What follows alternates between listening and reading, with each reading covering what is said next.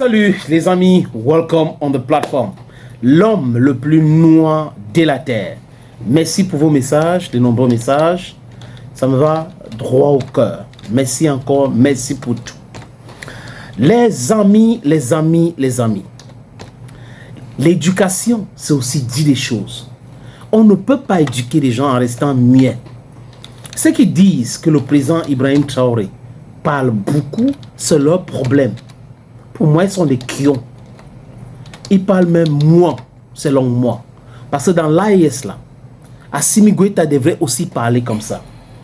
Ibrahim Traoré parle, c'est Abdourahmane Tiani devait parler aussi comme ça.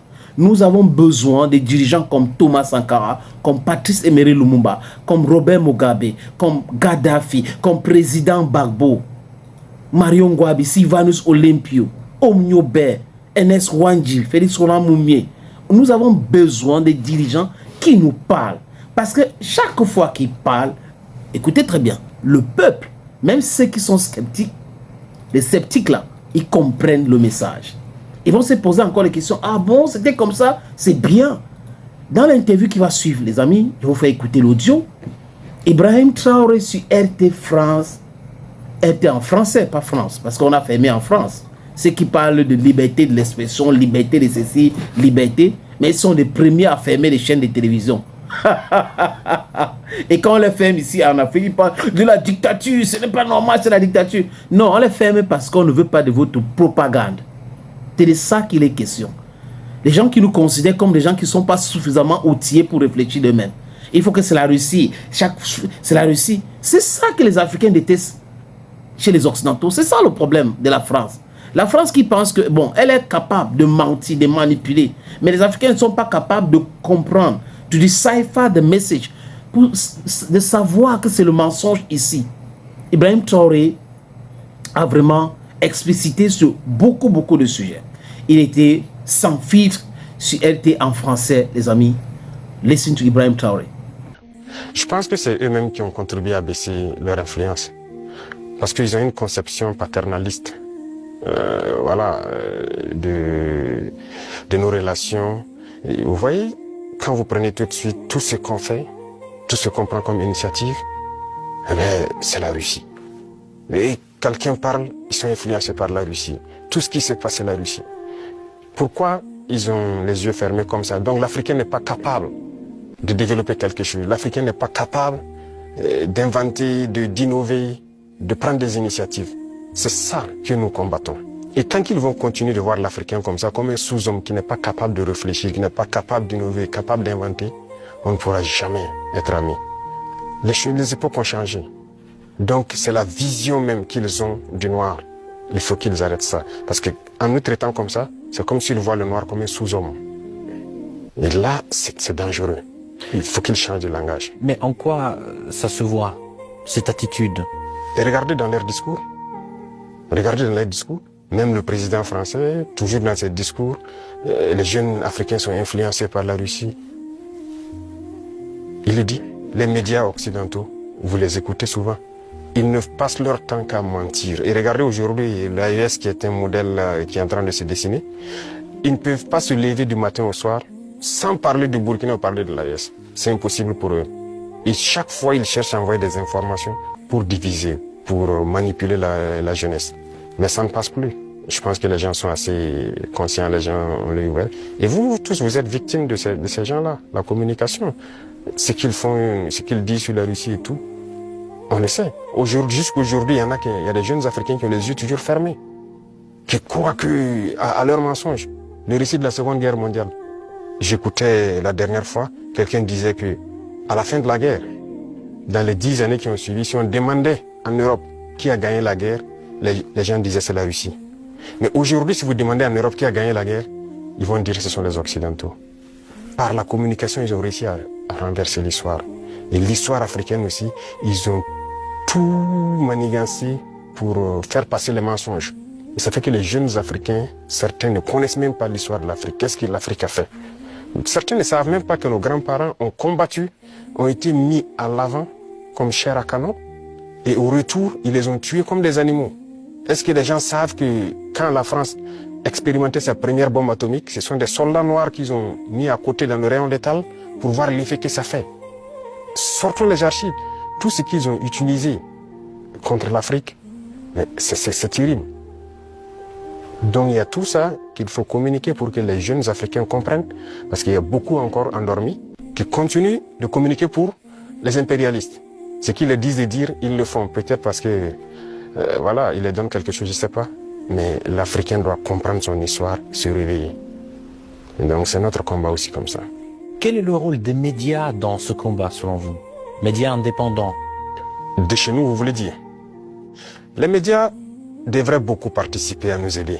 Mais vous voyez que nos médias, même, il y a certains médias qui sont des médias impérialistes. Ils ne sont assis que lorsque les médias européens, lorsqu'ils disent quelque chose, et ils reprennent. Et ils accentuent. Il y a plein de médias dans nos pays qui combattent même les régimes comme notre régime. Et ils passent leur temps aussi à raconter les mêmes balivernes que les médias occidentaux racontent. Mais c'est honteux. Si des Africains se comportent comme ça, c'est très honteux. J'imagine qu'il doit avoir honte de se regarder à la glace le soir. Si tu es payé pour raconter des mensonges sur le noir, c'est très grave. Donc, on est en train de conscientiser. Au Burkina Faso, si vous voyez, actuellement, beaucoup de médias accompagnent la dynamique, participent à conscientiser la jeunesse à travers des débats et tout. Donc, c'est ce que nous souhaitons vraiment pour les médias. Pensez-vous que notre média puisse aussi jouer son rôle dans ce combat? Bien sûr, beaucoup. Il faut jouer un rôle très important parce que, vous savez, je l'ai dit en 2023 à Saint-Pétersbourg et je le répète encore aujourd'hui, la Russie a contribué à sauver le monde. L'Afrique a contribué à sauver le monde. Il faut le dire. Il faut que les jeunes le comprennent. Que tout ce qui se raconte dans les films Hollywood, c'est faux. Ce n'est que du mensonge. C'est la même chose. La guerre du Vietnam. Aujourd'hui, on voit, l'histoire est tronquée. Mais il faut communiquer. Vous voyez, moi, ils n'aiment pas que je parle. On trouve que je parle trop et tout. Pour que je me taise, pour que eux, ils parlent et que leur version passe. Non. Moi, mon plus grand regret, c'est d'avoir passé une bonne partie de ma jeunesse à écouter des radios comme RFI, France 24. J'ai été dans des pays où ces radios étaient fermées. Mais on prenait des applications, on enregistre leur journal pour écouter. Mais à partir d'un moment, il y a un déclic. Et je commence à comprendre qu'ils conditionnent nos cerveaux pour accepter ce qu'eux ils veulent. C'est leur narratif qu'ils veulent qu'on apprenne. Et depuis ce temps, moi je commence à faire la part des choses. Et j'ai compris que c'est très dangereux ce qu'ils font. Et aujourd'hui, plus que jamais, je me rends compte qu'ils ont conditionné l'esprit, surtout des Africains. Donc vous pouvez participer beaucoup à éveiller les consciences de la jeunesse pour que les gens comprennent comment fonctionne le monde et ne pas se laisser embarquer par ces gens-là. Ma toute dernière question, juste pour conclure sur une note positive, quelles sont les perspectives des relations entre la Russie et le Burkina Faso selon vous? Beaucoup de perspectives à venir. Et comme je l'ai dit, avec la parade que j'ai vue, je pense qu'il y a une très bonne coopération. Parce que c'est bien, actuellement nous payons du matériel, mais il faut qu'on développe l'industrie militaire par exemple. Et la Russie peut contribuer beaucoup.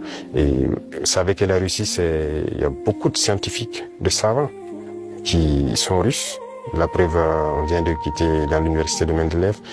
Ils peuvent nous accompagner beaucoup dans la formation pour aussi prévaloir, parce que chez nous, nous avons des jeunes talents, des génies qui arrivent à créer des choses, mais il leur manque l'apport mathématique, la science pour pouvoir améliorer ce qu'ils font.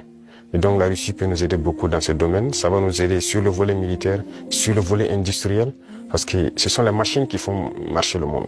Et aujourd'hui, la technologie qui est là, que ce soit l'informatique et les réseaux, la télécommunication et tout, sur ce volet, la Russie est en train de beaucoup collaborer. Donc, à l'avenir, toutes ces perspectives sont donc mises à l'ordre du jour pour que nous puissions donc arriver à un objectif certain que nous souhaitons. Votre Excellence, merci beaucoup pour cet échange très intéressant et très enrichissant. Je rappelle, c'était le président du Burkina. Ça, c'est l'homme. C'est un vrai garçon. C'est un enfant d'Afrique. Et les Ibrahim Traoré se sont multipliés encore davantage. Comme à l'époque de Kwame Nkrumah, comme à l'époque de Thomas Sankara. Au fur et à mesure que le message passe, des millions et des millions d'Africains suivent ce mouvement. La preuve aujourd'hui, les Afro-Américains sont entrés dans ce combat. Ils sont dans les réseaux sociaux, ils sont en train de véhiculer le même message. Les Usain Bolt, les 50 Cent, tout le monde, parce qu'il faut s'engager. En tant que peuple noir, on ne peut pas laisser qu'on nous piétine éternellement. Ibrahim Traoré a compris, d'autres ont compris comme nous, peut-être avant, mais l'essentiel aujourd'hui, c'est de toucher le monde entier. Et j'ai les amis caucasiennes. Du moins, j'ai rencontré certaines personnes qui m'écrivent aujourd'hui, qui sont caucasiennes, mais qui voient les choses de la même façon que nous, qui sont du côté de la justice. Parce que moi, je suis un advocate for truth and justice, donc la vérité et la justice. C'est ça qui m'anime. On n'est pas là pour piétiner les gens, on est là pour défendre nos intérêts. Et nos intérêts ne peuvent pas être quelque chose qu'on doit négocier avec. It is not possible today, neither is it possible tomorrow. Thank you, friends.